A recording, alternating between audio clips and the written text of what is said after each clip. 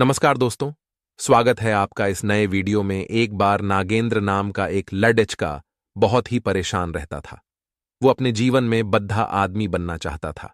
ढेर सारा पैसा कमाना चाहता था, जिसके लिए वह दिन रात काम करता, लेकिन फिर भी वो उतना पैसा वाला नहीं बन पाया जितना बनना चाहता था। इसकी वजह से वो बड्ढा परेशान था। फिर एक दिन पता चला कि उनके गांव में गौतम बुद्ध आए हुए हैं। नागेंद्र ने सोचा, क्यों ना बुद्ध से पूछा जाए कि मैं अमीर और पैसे वाला कैसे बन सकता हूं। क्योंकि नागेंद्र ने किसी से सुना था कि गौतम बुद्ध के पास जीवन की हर एक समस्या का समाधान है, इसलिए वो दौड़ ढाते बुद्ध के पास जा पहुंचा और उनके पैरों में गिरकर उन्हें अपनी बातें बताने लगा। गौतम बुद्ध से कहने लगा, हे बुद्ध, कृपया मुझे बताएं कि मैं अमीर कैसे बन सकता हूं। मुझे जल्दी से जल्दी अमीर बनकर आराम की जिंदगी जीनी है। गौतम बुद्ध नागेंद्र की बात सुनकर मुस्कुराकर बोले, बेटा, अगर तुम सच में अमीर बनना चाहते हो तो मैं तुम्हें एक कहानी सुनाता हूं। उसमें तुम्हें 4 ऐसी बातें पता चलेगी जिन्हें जानकर तुम आसानी से अमीर बन जाओगे। एक गांव में एक बड्ढा ही चतुर नाही रहा करता था और एक पंडित जी से उसकी गहरी मित्रता थी। दोनों पूरा दिन साथ साथ रहा करते थे। जजमानों के घरों से उनकी जीविका चलती थी। एक बार ऐसा समय आया कि काफी दिन बीत गए, पर किसी जजमान ने उन्हें नहीं बुलाया। अब तो उनके आगे रोजी रोटी का संकट खड्डा हो गया। परिवार को कैसे पालें, ये समस्या बनी हुई थी। एक दिन नाई ने पंडित जी से कहा कि अपना धंधा तो चल नहीं रहा, क्यों ना प्रदेश चले। प्रदेश में कोई छोटा मोटा कार्य करके धन कमाएंगे। उसके बाद वो दोनों थोड़े से पैसे जो पहले से जमा करके रखे हुए थे, उनको लेकर वो दोनों प्रदेश की ओर जाने लगे। इसके साथ नाई ने अपने औजारों की पेटी रख ली। एक मोटी सी रस्सी, एक दही से भरी मटकी और एक ढोलक, और साथ में कुछ सिक्के लेकर चलने लगा। पंडित जी ने पूछा, ना ही भाई, अब इतनी सारी चीजों को साथ लेकर क्यों व्यर्थ में बाहर बढ़ा रहे हैं। दही तो चलो खाने के काम आ जाएगा, परंतु इस रस्सी और ढोलक का क्या करोगे। ये तो व्यर्थ में थक आएगी। इन्हें यही छोड़ दो ना। ये कहने लगा, महाराज, कोई भी चीज व्यर्थ नहीं होती, बस उसको सही समय पर इस्तेमाल करना आना चाहिए। कई बार हम लोग कुछ चीजों को व्यर्थ समझकर फेंक देते हैं या उनका सही समय पर इस्तेमाल नहीं कर पाते, इसीलिए वो हमें व्यर्थ लगती है। पंडित जी ने सोचा, चलो ठीक ही है, जब भी मनोरंजन करने की इच्छा होगी तब ढोलक बजाकर गालियां करेंगे। इस प्रकार नाई और पंडित शहर जाने लगे। चलते चलते रास्ते में उन्हें एक सूअर का बच्चा दिखाई दिया। नाई ने उस सूअर के बच्चे को भी पकड़ डी कर अपने थैले में रख लिए। पंडित जी को फिर ऐतराज हुआ और कहने लगे, अरे नहीं मित्र, अभी सूअर के बच्चे का क्या करोगे। खुद के खाने का तो इंतजाम नहीं है, इसे कहां से खिलाओगे। ना ही बोला कोई, बात नहीं, मैं संभाल लूंगा, आप तो बस साथ चलिए। यदि कोई ग्राहक मिल गया तो उसे बेचकर पैसा बना लेंगे। इस प्रकार पंडित जी को समझाकर वो दोनों शहर के नजदीक पहुंच गए। शहर में पहुंचने पर उन्हें पता चला कि यहां का जो राजा है, उसके पुराने महल में रात को एक राक्षस आता है जो महल में रहने वाले लोगों को खा जाता है। अब तक हजारों लोगों को खा चुका है। राजा ने पूरे शहर में ये ढिंढोरा पिटवा रखा था कि जो कोई उस महल में ठहर कर राक्षस को मार डालेगा या भगा देगा, तो राजा उस बहादुर व्यक्ति के साथ अपनी बेटी का विवाह कर देगा। आधार आज पाठ भी दे देगा। राजा की घोषणा सुनकर नाई ने पंडित जी से सलाह ली और बोला, महाराज, जीवन में मरने के अवसर 1-2 बार आते हैं। यदि किसी व्यक्ति ने उन्हें घमवा दिया तो वो कभी बड्ढा आदमी नहीं बन सकता। आज वही अवसर हमें आवाज देकर बुला रहा है। यदि हम राक्षस को मारने में या भगाने में सफल हो गए तो जीवन भर बैठकर राज करेंगे, ना ही की बात सुनकर। पंडित जी बोले, अरे मूर्ख ही है, अवसर हमें बुला नहीं रहा है, बल्कि हमारी मौत हमें बुला रही है। यदि हम राज्य और राजकुमारी के लालच में आ गए तो राक्षस जरूर हमें खा जाएगा। अक्सर लालच के कारण ही व्यक्ति विपत्ति में पड़ता है। जीव के लालच में मछलियां कांटे में फंसती हैं। जाने के लोभ में परहकर पक्षी जाल में फंसता है। मौत और विपत्ति हमेशा लालच देकर ही जीवों को फंसाती है। जो बुद्धिमान व्यक्ति होते हैं वो इस तरह के लालच में कभी नहीं पड़ते।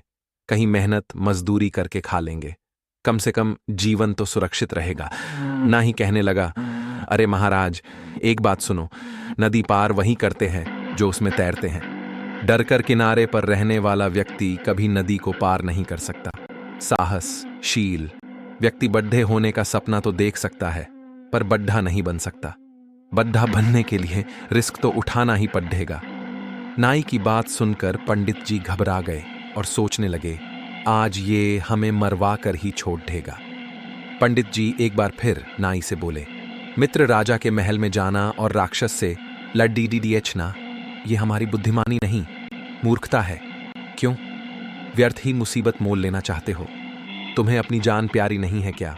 यदि तुम्हें जान प्यारी नहीं है तो कोई बात नहीं, कम से कम मेरे प्राणों की तो चिंता करो। महल में जाना सरासर आत्महत्या करने के समान है। नाई बोला, मित्र परेशान मत हो, हम जरूर जीतेंगे। जीतने वाले कोई अलग काम नहीं करते, बस वो हर काम को अलग तरीके से करते हैं।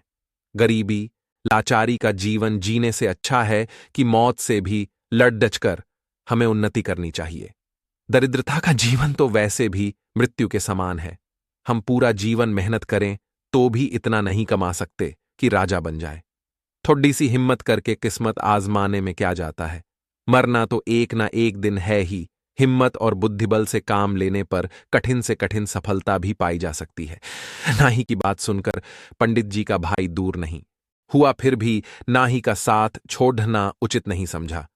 कहते हैं, जो धन अत्यंत संघर्ष करने पर प्राप्त हो, शत्रु के आगे सिर झुकाने से प्राप्त हो, अपमान सहकर प्राप्त हो, जिसमें जान जाने का खतरा हो, धर्म का उल्लंघन करने से प्राप्त हो, उस धन में मन नहीं लगाना चाहिए।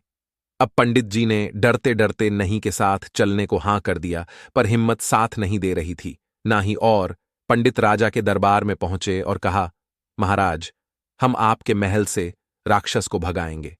उस दिन शाम का भोजन उन दोनों ने राजा के यहां किया। तरह तरह के स्वादिष्ट व्यंजन, ऐसे व्यंजन जो जीवन में पहली बार खा रहे थे। बड़ा आनंद आया। उसके बाद वो दोनों राजा के पुराने महल में चले गए। वहां पहुंचकर सबसे पहले उन्होंने महल की खिड़की, दरवाजे बंद कर ली और आपस में बातचीत करने लगे। नाई पंडित जी से कहने लगा, आज हम जान हथेली पर रखकर इस महल में आए हैं। ऐसे में हम लापरवाही बिल्कुल नहीं कर सकते हैं। विद्वान लोग कहते हैं, मनुष्य को भय से उस समय तक डरना चाहिए जब तक कि वो भाई से दूर हो। जब उसका सामना करना पड्डिड डैच जाए तो फिर बिना डरे बेधड़क होकर उसे भेद ध जाना चाहिए। इसी में उसकी भलाई है। एक काम करो, आधी रात तक जागकर मैं पहरा देता हूं, तब तक तुम आराम से सो जाओ। आधी रात के बाद तुम जागना और मैं सोऊंगा। पंडित जी ने कहा, ठीक है। उसके बाद पंडित जी सो गए और बेचारा नाई जाग कर राक्षस के आने का इंतजार करने लगा। इधर जब राक्षस के आने का समय हुआ, तब वह महल के दरवाजे बंद देखकर दरवाजा खटखटाने लगा और कहने लगा, मेरे महल में आज मुझसे पहले कौन घुसकर सो गया है? द्वार खोल दो। राक्षस की भयंकर आवाज सुनकर नाई डरा नहीं। वो बेधधक होकर कहने लगा, बदतमीज कौन है जो शोर मचाकर मेरी नींद भंग कर रहा है? राक्षस बोला, मैं राक्षस हूं, ये मेरा घर है। मेरे घर में सोने वाला तू कौन है? नाई बोला, बेटा, मैं तेरा बाप होना। एक ही बात सुनकर राक्षस सोचने लगा, अब तक कोई मनुष्य होता तो मेरी आवाज से डर कर द्वार खोल देता, लेकिन यह मुझसे डरने की वजह कह रहा है कि मैं तेरा बाप हूं। राक्षस ने फिर आवाज लगाई, यदि तुम मेरा पिता है तो कायरों की तरह दरवाजा बंद किए हुए क्यों बैठा है? बाहर निकलकर मुझसे युद्ध कर, अंदर से नहीं बोला। मैंने दरवाजा खोल दिया तो तुम मुझे देखते ही मर जाएगा मेरा सामना करने की। तुम में हिम्मत नहीं है, इसलिए तेरी भलाई के लिए मैंने दरवाजा बंद कर दिया। राक्षस में सोचा, जरूर मुझसे भी कोई ताकतवर है, तभी तो डरे बिना मेरी बात का जवाब दे रहा है। कहीं ये वाकई में मेरा बाप तो नहीं? फिर सोचा, अगर ये मेरा बाप होगा तो आकार में मुझसे भी बड्ढा होगा और बल में भी। राक्षस बोला, ठीक है, यदि तुम मेरा पिता है तो अपना बल दिखा और मेरा भी देख, कुछ अपनी पहचान बता और मेरी भी पहचान देख। इतना कहकर राक्षस ने अपने सिर का एक बाल तोड़कर एक चित्र द्वारा महल के अंदर फेंक दिया और कहा, ये देखिए, मेरा बाल है। राक्षस का बाल काफी मोटा था। तभी जवाब में अंदर से नाई अपने हाथ में रस्सी को बाहर फेंकते हुए बोला, ये देख, ये मेरी मूंछ का बाल है ना? ई के द्वारा फेंकी गई रस्सी को देखकर राक्षस डर गया और कहने लगा, इसके मूंछ का बाल इतना बड्ढा है तो ये कितना बड्ढा होगा। उसने फिर से आजमाइश की, अपने सिर से एक जो पकड़ कर अंदर फेंका। राक्षस काजू काफी बड्ढा था। अंदर से नाई ने सूअर का बच्चा बाहर फेंकते हुए कहा, ये देख, मेरे सिर का जो इतना बड्ढा है, जो देखकर डर गया। राक्षस ने अपना थूक अंदर फेंकते हुए कहा, ये मेरा टूक। जवाब में 9A अंदर मटके से दही उड्ढे लिया और कहा, देखिए, मेरा थूक है। देखकर राक्षस के पैर उखड़ गए। वो सोचने लगा, ये जरूर ही मेरा बाप है। फिर भी उसने एक बार और परीक्षा करने की सोची। राक्षस ने जोर से गर्जना की। उधर जवाब में नाई ने अपनी ढोलक को पीटना शुरू कर दिया। ढोलक की आवाज को गर्जना समझकर राक्षस का मलमूत्र छूट गया। वो समझ चुका था, अंदर मुंह से भी बड्ढा राक्षस हैं। नाई ने कहा, पागल पूरी रात परीक्षा करता रहेगा या आमना सामना भी करेगा? ले, मैं दरवाजा खोलता हूं तो मेरा दर्शन भी कर ले। इतना कहकर ना ही दरवाजे के ऊपर छुपकर बैठ गया और पंडित जी से दरवाजा खोलने के लिए कहा। डरते डरते पंडित जी ने दरवाजा खोल दिया। राक्षस भी डरता हुआ धीरे धीरे अंदर बढ़ा तो नाही ने अपने उस तरह से राक्षस की नाक काट दी। वो राक्षस नाक पकड़ ढकर रोता हुआ चिल्लाता हुआ वहां से भाग खड्डा हुआ और बोला, अब मैं यहां कभी नहीं आऊंगा, ये महल तुम ही रख लो। नाही बोला, खबरदार आना भी मत, अगर आया तो अगली बार तुझे जिंदा नहीं छोड़ूंगा। इस तरह सदा सदा के लिए वो राक्षस महल को छोड़कर चला गया। शर्त के अनुसार नाही को आधे राज्य का मालिक बना दिया गया और राजा की बेटी से उसका विवाह हो गया। उसने अपने मित्र पंडित को अपना मंत्री बना लिया। राजा के रूप में नाही अपने मंत्री पंडित से कहता है कि 4 बातों को सदैव ध्यान रखना, तुम कभी गरीब नहीं रहेगा। पहली बात, अवसर को पहचानना चाहिए, उसे पकड़ डद्धने का प्रयास करना चाहिए और जो उसके पास है उसे व्यर्थ की चीज ना समझकर सही समय पर इस्तेमाल में लेना चाहिए। दूसरी बात, हिम्मत के साथ बुद्धि बल से काम लेना चाहिए। बिना बुद्धि बल की सहायता से सूरवीर भी हार जाते हैं। बुद्धि से मनुष्य छोटा होकर भी बड्ढे से बड्ढे को पराजित कर सकता है। तीसरी बात, सदैव सोच बड्ढी रखो। छोटा सोचने वाला कभी बड्ढा नहीं बन सकता। कहते हैं, जब सोच बड़ी होगी तो व्यक्ति बड्ढा कदम उठाता है। चौथी बात, अमीर बनने के मार्ग में यह 5 चीज बाधाएं बनती है। 1 लापरवाही, 2 बीमारी, 3 संतोष, 4 बुजदिली, 5 अपनी जन्मभूमि से प्यार। उसके बाद बुद्ध ने नागेंद्र से कहा, यदि इन बातों को तुमने ठीक से समझ लिया तो जीवन में कभी भी गरीबी का मुंह नहीं देखना पड़ेगा। अब धीरे धीरे धनवान बनते चले जाओगे। बुद्ध की सारी बातें नागेंद्र के समझ में आ गईं। उसके बाद नागेंद्र ने अपने जीवन में उन्हीं 4 बातों को अपनाया और वो धीरे धीरे अमीर बनता चला गया। दोस्तों, अगर आप भी अमीर बनना चाहते हैं, बस इन 4 बातों को गांठ बांध लीजिए, उसके बाद आपको अमीर होने से कोई नहीं रोक सकता। दोस्तों, इस वीडियो में बस इतना ही।